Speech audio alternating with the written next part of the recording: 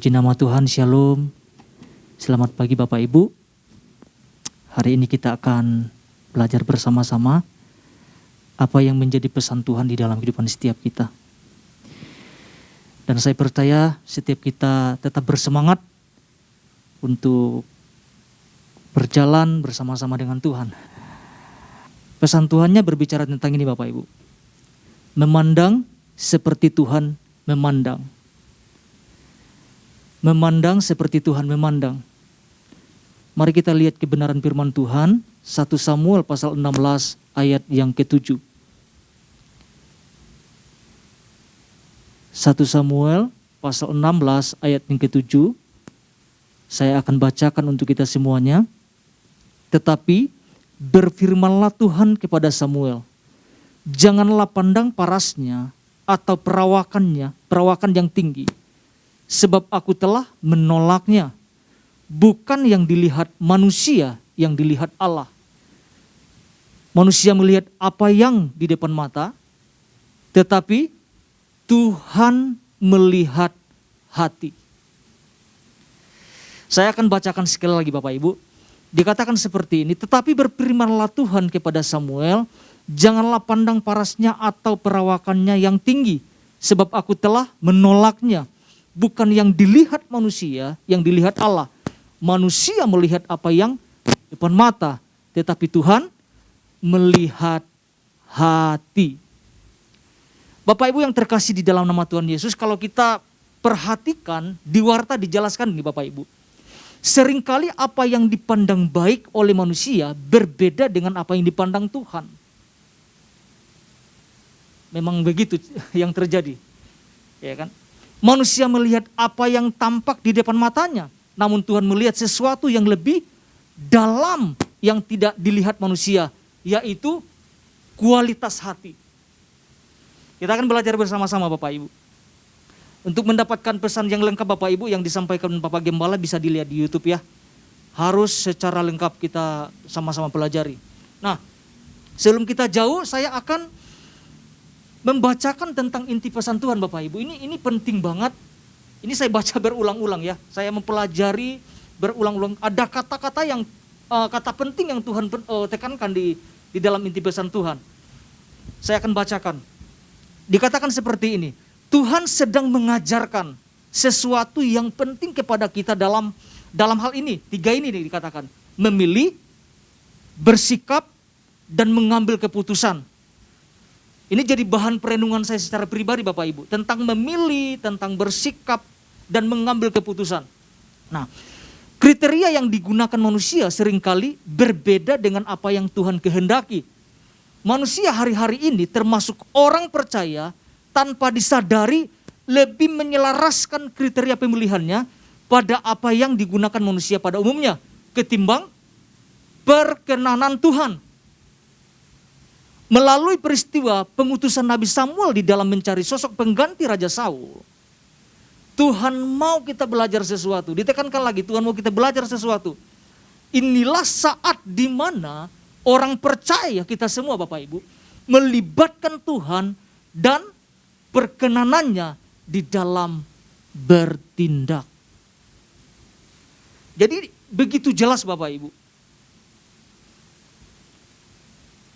Dan ini menjadi sebuah perenungan kita bersama-sama. Kadang-kadang kita suka salah dalam hal memilih, dalam bersikap, dalam hal menentukan sesuatu atau memutuskan sesuatu. Nah, ada 2 hal yang disampaikan oleh Bapak Gembala, Bapak Ibu. Yang pertama itu adalah memahami kualitas hati yang seperti apa yang dicari Tuhan. Yang kedua, memahami bahwa kepekaan diperoleh melalui hubungan hari lepas hari, dan kesediaan untuk melepaskan diri dari pengalaman masa lalu. Nah, pagi hari ini saya akan bagikan satu hal saja Bapak Ibu untuk kita sama-sama pelajari. Yang saya bagikan adalah gini Bapak Ibu. Memahami bahwa dalam segala sesuatu yang kita lakukan harus diuji berdasarkan apa yang Tuhan mau. Harus diuji. Berdasarkan apa? Berdasarkan apa yang Tuhan mau, apa yang Tuhan kehendaki. Bukan apa yang kita mau, atau bukan apa yang kita kehendaki. Karena Tuhan tekankan hati-hati bersikap, memutuskan, bertindak dalam segala sesuatunya kan. Artinya dalam segala sesuatu yang kita lakukan harus diuji. Apakah itu berdasarkan keinginan kita atau keinginan Tuhan?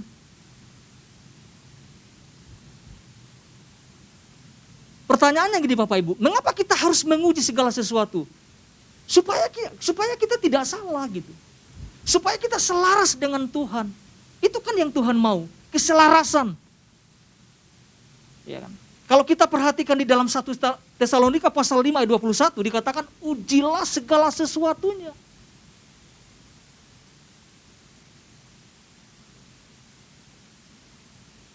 Kata memilih bersikap itu jadi perenungan secara pribadi buat saya. Iya ya, selama ini kadang-kadang banyak kesalahan yang dibuat, banyak kelalaian yang dibuat. Gara-gara tidak memperhatikan tentang apa dalam hal memilih bersikap, dalam memutuskan sesuatu. Dalam pengambilan keputusan Bapak ini bukan hanya satu yang kita putuskan. Dalam kehidupan kita sehari-hari banyak hal yang kita putuskan kan. Dari hal kita bangun tidur saja kita sudah memutuskan sesuatu. Dan keputusan itu bisa tidak selaras dengan Tuhan. Tentang bersikap Pak.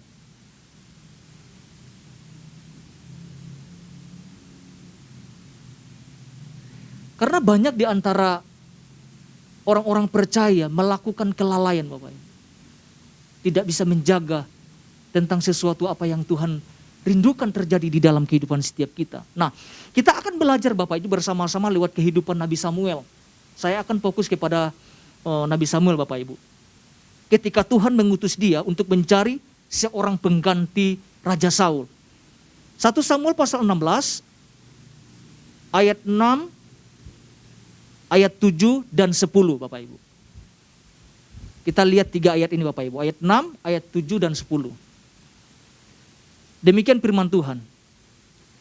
Ketika mereka itu masuk dan Samuel melihat Eliab. Lalu pikirnya, sungguh. Dikatakan ini, sungguh di hadapan Tuhan sekarang berdiri yang diurapinya. Itu menurut pandangan Nabi Samuel Bapak Ibu. Ayat 7. Tetapi berfirmanlah Tuhan kepada Samuel. Janganlah pandang parasnya atau perawakannya yang tinggi. Sebab aku telah menolaknya. Ini dengan tegas Tuhan menjawab. Aku telah menolaknya. Bukan yang dilihat manusia, yang dilihat Allah. Manusia melihat apa yang di depan mata. Tetapi Tuhan melihat hati. Kita lompat ayat 10 Bapak Ibu. Demikianlah Isai menyuruh ketujuh anaknya lewat di depan Samuel. Tetapi Samuel berkata kepada Isai, semuanya ini tidak dipilih Tuhan.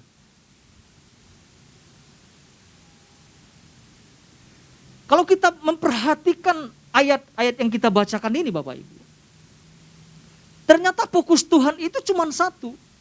Tentang hati. Jadi kita sudah belajar kemarin Bapak Ibu, sudah dijabarkan. Fokus Tuhan itu tentang hati. Bukan tentang perawakan. Tuhan hanya tertarik kepada hati yang selalu melekat dengan Dia. Tuhan hanya tertarik kepada hati yang selalu menjadikan Tuhan sebagai gembala di dalam kehidupannya. Kita bisa lihat dalam Mazmur pasal 23. Dikatakan Tuhan adalah gembalaku, takkan kekurangan aku. Tuhan hanya tertarik kepada hati yang mau tunduk, yang mau diarahkan. Tuhan hanya tertarik kepada hati yang punya iman yang kokoh. Nah, kualitas itu ada di dalam kehidupan Daud Bapak Ibu. Tuhan temukan.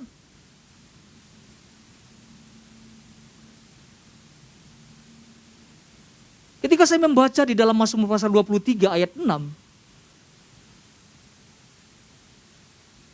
ada kata-kata yang sangat luar biasa memberkati hidup saya.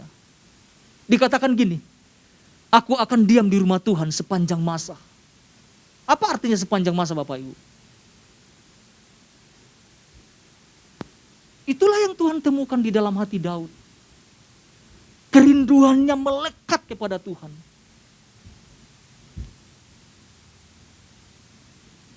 Kalau berbicara tentang hati, Mata secara jasmani Bapak Ibu tidak bisa melihat hal itu. Tidak bisa melihat tentang kedalaman itu. Hanya Tuhan yang mampu melihat. Hanya orang-orang yang memiliki punya ketajaman secara rohani untuk melihat tentang hal itu.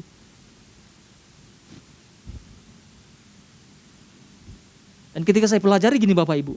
Ketika Tuhan menolak Eliab dan ketujuh yang lainnya.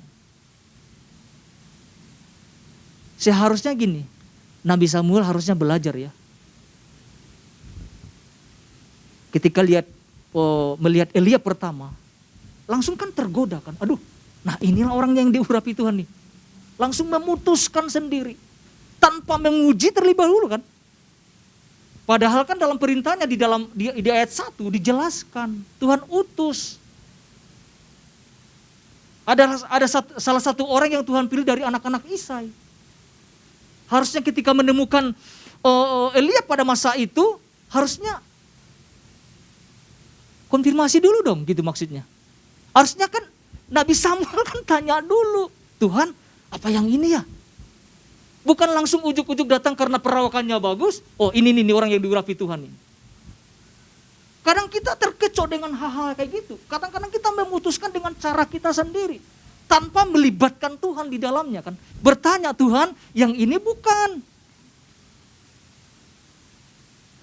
Akhirnya kan diurut jadinya kan. Abinadab, Syama sampai ke 7. Dan Tuhan bilang aku menolak semuanya, gak ada yang pas. Gak ada yang cocok dengan hati saya. Sampai Nabi Samuel berkatakan, hanya ini. Yang saya renungkan gini Bapak Ibu, harusnya kan belajar dari kesalahan yang pertama, belajar kepada yang kedua juga kan. Ini diulang-ulang berturut-turut sampai ke 7. Kita bukan menghakimi Nabi Samuel Bapak Ibu, dia orang hebat. Tapi kita bisa belajar kan, kalau kita gagal di sini harusnya renungin kan gitu kan. Kita belajar sesuatu Tuhan, aku gak mau berbuat kesalahan lagi Tuhan. Saya mau belajar, mau tanya sama Tuhan nih. Akhirnya kan satu-satu kan harusnya kan diuji. Ketika kita gagal pertama, jangan mau gagal yang kedua.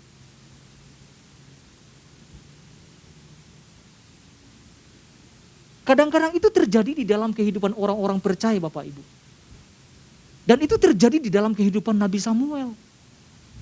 Dan kita juga di akhir zaman ada banyak pilihan, keputusan-keputusan yang kita ambil. Jangan sampai kita salah dalam mengambil keputusan. Oleh karena kita perlu menguji segala sesuatunya kan. Kita harus uji Bapak Ibu.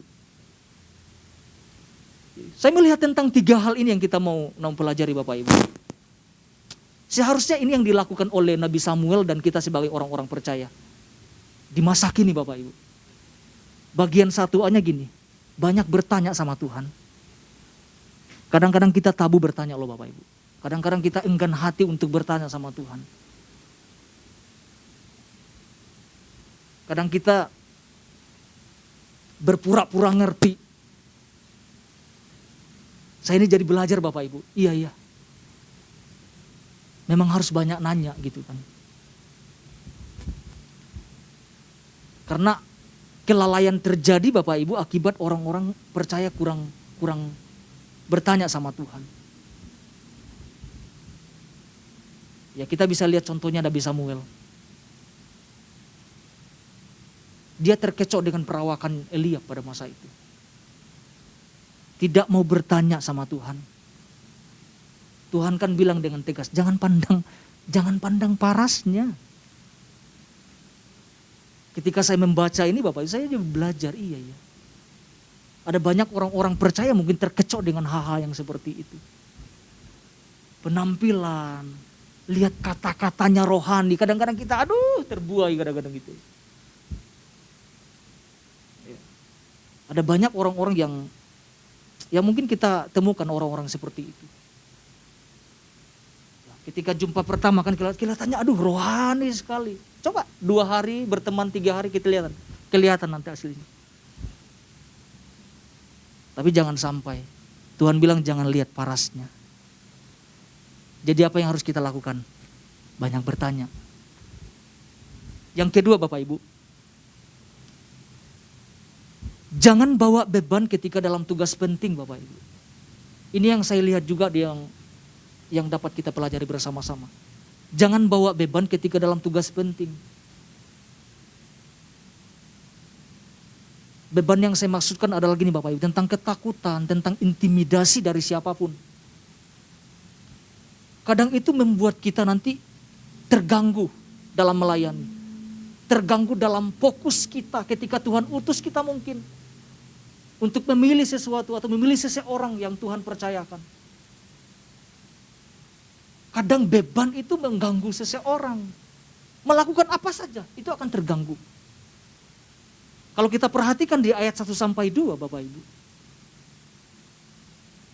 Ada ketakutan, ada beban, ada intimidasi yang terjadi di dalam kehidupan Nabi Samuel.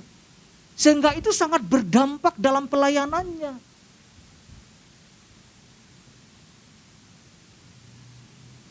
Dampak itu yang saya renungkan Bapak Ibu. Saya bisa salah Bapak Ibu.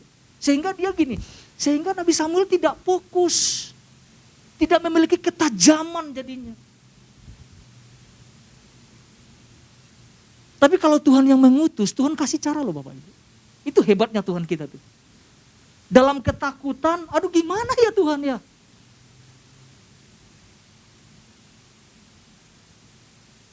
Ada cara yang Tuhan kasih. Tetapi ini yang kita mau renungkan. Kita harus tanggalkan beban ini Bapak Ibu. Beban yang membuat kita tidak fokus melakukan tugas penting yang Tuhan percayakan.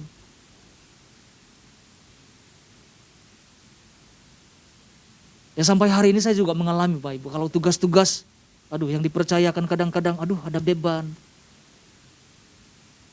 Ya banyak hal. Bukan hanya ngajar saja. Waktu lagi pimpin pujian pun, dalam apa saja. Kadang ada beban, ada sesuatu. Harus berdoa, Tuhan mau dilepaskan. Kadang itu terjadi di dalam kehidupan setiap kita orang-orang percaya. Jadi beban itu kita harus tanggalkan, kita harus buang Bapak Ibu. Itu menghalangi kita.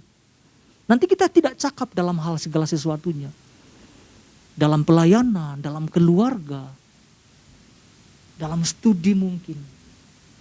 Jangan ada beban. Jadi saya merenungkan ini Bapak Ibu, ketika Tuhan percayakan Nabi Samuel, dia pergi dengan beban. Apa kata Samuel, kalau saya ketahuan bagaimana? Itu kan membuat seseorang itu tidak leluasa untuk melakukan sesuatu. Kita belajar untuk membuang segala intimidasi apapun di dalam kehidupan setiap kita. Supaya kita tampil dan melakukan tugas kita sesuai dengan apa yang Tuhan kehendaki. Yang ketiga Bapak Ibu, bagian C-nya. Ini yang saya pelajari Bapak Ibu. Belajar untuk lebih bersandar kepada hikmat Tuhan. Bukan dari hikmat kita sendiri.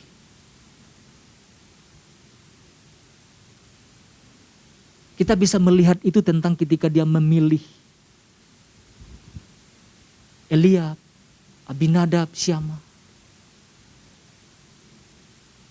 Nabi Samuel seolah-olah gini, lagi mengandalkan tentang hikmatnya sendiri gitu. Harusnya kan dia belajar. Memang tidak tahu apa yang terjadi pada masa itu sehingga dia sampai nggak nanya sama Tuhan, Tuhan seperti apa, modelnya seperti apa. Tuhan kan sudah kasih clue-nya. Saya hanya melihat hati gitu loh.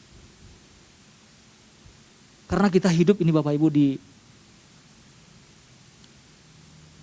akhir zaman yang serba banyak pilihan yang harus kita buat dalam kehidupan setiap kita. Ini yang saya mau lihat tentang hikmat Tuhan. Bukan hikmat manusia, hikmat kita sendiri yang kita andalkan. Tetapi lebih bersandar kepada hikmat Tuhan. Tujuannya apa adalah? Supaya kita tidak salah. Di dalam Amsal pasal 3 ayat 5 berkata gini Bapak Ibu. Percayalah kepada Tuhan dengan segenap hatimu dan janganlah bersandar kepada pengertianmu sendiri. Bukan pengertian kita yang terpenting. Tapi kita lebih bersandar kepada pengertian Tuhan. Kepada hikmat Tuhan. Jadi satu hal ini yang kita boleh renungkan Bapak Ibu. Ini yang saya dapatkan. Jadi kita sama-sama belajar memahami bahwa segala sesuatu yang kita lakukan harus diuji berdasarkan apa yang Tuhan mau, bukan apa yang kita mau. Tuhan Yesus memberkati kita semua.